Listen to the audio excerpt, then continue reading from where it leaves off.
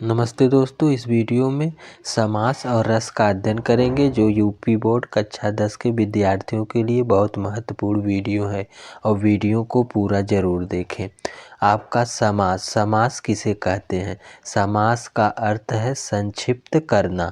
जब दो या दो से अधिक शब्दों को मिलाकर एक शब्द बना लिया जाता है तब उस प्रक्रिया को समास कहते हैं। पहला इसमें हमको दो समास पढ़ना है। कर्मधारय समास। कर्मधारय समास की परिभाषा है, इसमें पूर्व पद विशेषण और उत्तर पद विशेष से रहता है। उदाहरण के लिए काली मिर्च, काली है जो मिर्च। नील कमल, नीला है जो कमल। इसमें मिर्च की विशेषता बताई जा रही है जो काली है और कमल की विशेषता बताई जा रही है नीला है। अगला तीसरा उदाहरण है चंद्रमुखी, चंद्र के समान मुख वाली। चंद्रमुखी, तो मुख की विशेषता चंद्रमा के समान बताया जा रहा है। मृगनयनी, मृग के समान नेत्र वाली। आपका दूसरा समास हो जाएगा द्विगु समास। दूसरा है द्विगु समास। इसका पूर्व पद संख्यावाचक विशेषण होता है, अर्थात इसका जो पूर्व पद होता है, समास में दो पद होते हैं, पूर्व पद और उत्तर पद, पहला और दूसरा पद। तो पहला पद जो है संख्यावाचक विशेषण होता है, अर्थात संख्या होता है। जैसे नवरत्न, नौ रत्नों का समूह।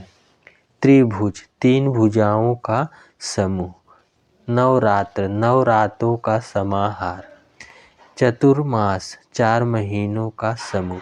तो इसमें 3, 9, 4 ये सब गिनती आई, इसलिए इसमें द्विगु समास है। अगला है आपका तीसरा जो सिलेबस में है, बहुव्रीहि समास।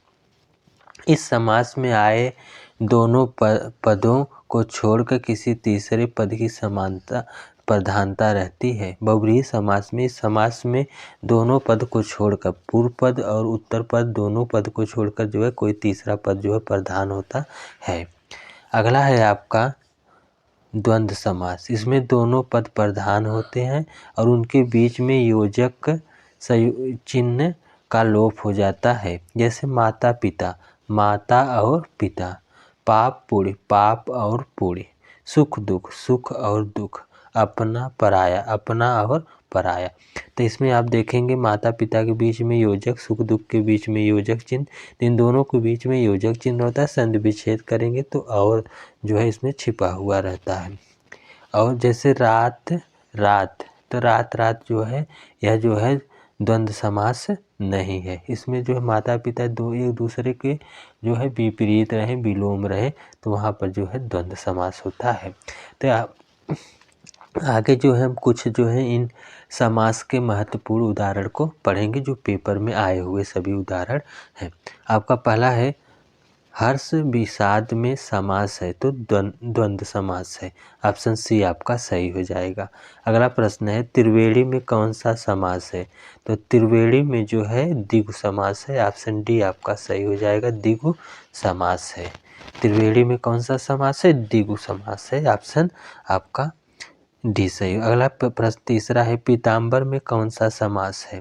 तो पीताम्बर में जो है आपका बहुव्रीहि समास है। ऑप्शन ए आपका सही हो जाएगा, बहुव्रीहि समास। पीला है जो अंबर, पीला है जो वस्त्र, बहुव्रीहि समास। ऑप्शन आपका सही हो जाएगा। अगला है मृगलोचन में कौन सा समास है? तो मृगलोचन, मृग के समान जिसका नेत्र है, मृगलोचन आपका कर्मधारय समास हो जाएगा। ऑप्शन ए आपका सही हो जाएगा, कर्मधारय समास है। अगला है बहुव्रीहि समास का उदाहरण है। तो बहुव्रीहि समास का उदाहरण विषधर, गंगाधर, गजानंद, उपयुक्त सभी। तो ऑप्शन डी आपका सही हो जाएगा, उपयुक्त सभी जो है। अगला प्रश्न आपका है चरण कमल में समास है। तो चरण कमल में जो है आपका कर्मधारय समास है। आपका ऑप्शन ए सही हो जाएगा, कर्मधारय समास है। अगला प्रश्न आपका है द्विगु समास का उदाहरण चुनिए।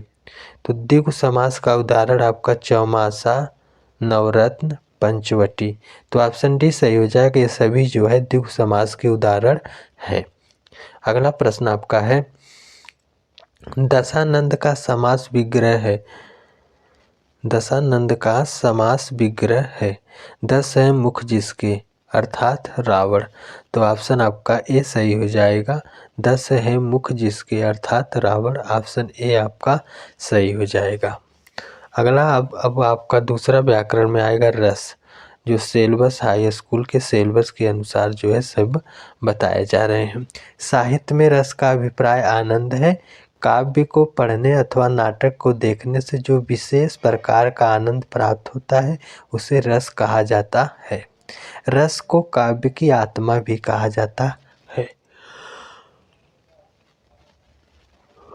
रस को काव्य की आत्मा कहा जाता है। अगला आपका है रस। रस के 4 अवयव या अंग होते हैं, स्थायी भाव, विभाव, अनुभाव और संचारी भाव। इन चारों के सहयोग से रस की निष्पत्ति होती है। रस के 4 अंग या अवयव होते हैं, स्थायी भाव, विभाव, अनुभाव और संचारी भाव। आप इसको ध्यान देंगे, पेपर में से पूछा भी गया। अगला है आपका जो सिलेबस में हमको पढ़ना है हास्य रस। तो हास्य रस की परिभाषा है विभाव, अनुभाव तथा संचारी भाव के सहयोग से जब हास्य नामक स्थायी भाव उत्पन्न होता है तब हास्य रस की निष्पत्ति होती है। उदाहरण के लिए हंसी हंसी भाजे देख दुल्हा दिगंबर को, पाहुनी जे आवे हिमाचल के उछाव में। तो यहाँ पर जो है हास्य रस है। हास्य रस जो है यहाँ पे कौन सा रस है? हास्य रस है। अगला आपका अब जो है ये उदाहरण आप ध्यान से देखेंगे, उदाहरण जो है आप पढ़ लीजिएगा, इसका परिभाषा ये सब नहीं है। अगला है करुण रस। विभाव, अनुभाव तथा संचारी भाव के सहयोग से जब शोक नामक स्थायी भाव उत्पन्न होता है तब करुण रस की निष्पत्ति होती है। उदाहरण हाँ रघुनंदन प्रेम परीते, तुम बिन जियत बहुत दिन बीते। तो यहाँ पर जो है शोक अलंकार है। तो यहाँ पर क्या हो जाएगा आपका करुण रस। करुण रस का स्थायी भाव क्या होता है? शोक। इसको भी आप ध्यान से देखेंगे। अब आपको इन दोनों सिलेबस में थे, हम इनसे संबंधित प्रश्न भी आपको देख लेने हैं। पहला प्रश्न है निम्न में से कौन से रस के अंग हैं? तो ये तीनों जो है रस के अंग है, तो ऑप्शन आपका लास्ट वाला सही हो जाएगा। स्थायी भाव, विभाव, अनुभाव ये तीनों जो है रस के अंग है, तो ऑप्शन डी आपका सही हो जाएगा तीसरा। चौथा अगला है शोक किस रस का स्थायी भाव है? तो शोक जो है करुण रस का स्थायी भाव है। ऑप्शन आपका बी सही हो जाएगा, करुण रस। करुण रस का स्थायी भाव क्या होता है? शोक। ऑप्शन आपका दूसरा सही हो जाएगा। अगला प्रश्न आपका है रस के कितने अंग होते हैं? तो रस के जो है 4, 5, 6, 7। तो ऑप्शन आपका 4 जो है ए सही हो जाएगा। रस के कुल 4 अंग होते हैं। ऑप्शन ए आपका सही हो जाएगा। अगला प्रश्न आपका है हास्य रस का स्थायी भाव क्या है? तो हास्य रस का स्थायी भाव क्या होता है? हास। तो ऑप्शन ए आपका सही हो जाएगा। हास्य रस का स्थायी भाव हास होता है। ऑप्शन ए आपका सही हो जाएगा। अगला प्रश्न आपका है प्रिय पति वह मेरा प्राण प्यारा कहाँ है? दुख जलनिधि डूबी का सहारा कहाँ है? प्रस्तुत पंक्ति में रस है, तो प्रस्तुत पंक्ति में कौन सा रस है? आप इस पंक्ति में बताना है आपको कौन सा रस है। तो आपका यहाँ पे क्या हो जाएगा? करुण रस। ऑप्शन आपका सी सही हो जाएगा, करुण रस है। अगला प्रश्न आपका है हाँ रघुनंदन प्रेम परीते, तुम बिन जियत बहुत दिन बीते। प्रस्तुत पंक्ति में रस है, तो प्रस्तुत पंक्ति में कौन सा रस है? तो ऑप्शन आपका दूसरा सही हो जाएगा, जो है आपका ऑप्शन जो है सी सही हो जाएगा, करुण रस। तो इसमें कौन सा रस है? करुण रस है। ऑप्शन आपका सी सही हो जाएगा, करुण रस है। अगला प्रश्न आपका है वीडियो को लाइक करें, सब्सक्राइब करें। जय हिंद।